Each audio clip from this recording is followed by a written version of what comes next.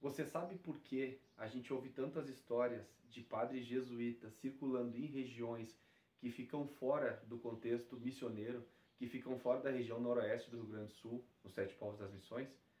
É porque as missões jesuítas do Rio Grande do Sul ocorreram em duas etapas.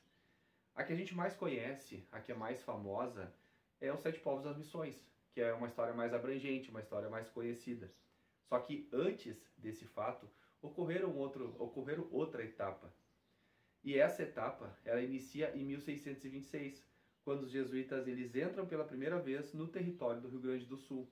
Só que nessa etapa, as missões elas não se restringem à região missioneira como a gente conhece. Elas não se restringem à região lá noroeste do estado do Rio Grande do Sul. Elas se espalham pela metade norte, algumas ao centro e outras pelo sul do estado. E é sobre esse período, é sobre os jesuítas desse período, que certamente a gente escuta essas histórias de jesuítas circulando por essas regiões, algo que causava estranheza, principalmente para mim. Quando eu via essas histórias, essas lendas dos jesuítas, né, circulando por essas regiões, isso me causava estranheza. Porque até um tempo atrás, a história que eu conhecia era sobre os sete povos. E aí quando eu ouvia uma história de padres jesuítas circulando em regiões fora dos sete povos, aquilo me causava estranheza. Eu pensava, por que eles vinham tão longe? O que estavam fazendo tão longe das missões? Eles estavam fugindo, sendo perseguidos. Algumas histórias de padres, né, escondendo tesouros nesses lugares aí. E isso me causava essa estranheza. Aí foi que a gente descobriu que eu descobri essa parte da história. Na verdade, eles não estavam fugindo, eles não estavam vindo de outros lugares. Na verdade, eles estavam circulando em regiões também que tinham reduções jesuítas. Alguns exemplos, por exemplo, na cidade de Candelária, que fica aqui do lado de Cachoeira do Sul, de onde eu estou gravando o vídeo, tinha a missão jesuíta de Jesus Maria. Tem histórias, tem relatos ali ó, sobre reduções jesuítas entre Vera Cruz e Santa Cruz do Sul, um pouco mais acima ali em Sinimbu.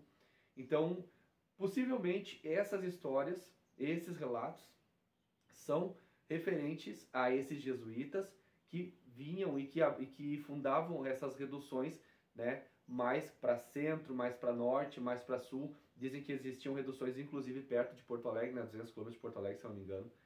Né? E tem algumas páginas, né, algumas fontes que relatam assim, ó, a gente sabe que tinha uma redução jesuíta entre Cachoeira do Sul, Santa Maria e Santa Cruz.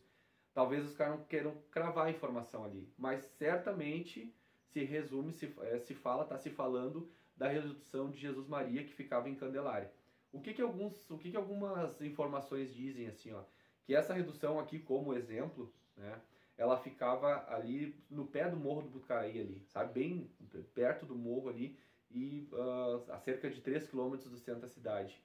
Tem agricultores, tem algum pessoal do local lá que sabe, né, que comentam inclusive sobre os embates, sobre as batalhas entre os missioneiros, os padres jesuítas e os índios e os bandeirantes, que é quem vinha, né, que é que foi o ataque desses bandeirantes, que foram essas batalhas que causou, né, o fim da primeira etapa. Porque essas missões não ocorreram só no Rio Grande do Sul, claro, né, ocorreram também no Mato Grosso, província de Itatim, no oeste do Paraná, província do Guará, e no Rio Grande do Sul, a província do Tap. Acontece que essas missões da primeira etapa, elas viraram alvo do interesse dos sertanistas de São Paulo, que eram os bandeirantes, que a gente conhece atualmente como bandeirantes, nome que foi dado a eles por volta dos anos 40, se não me engano. E aí os bandeirantes, eles avançam, eles entram no território e eles começam a atacar.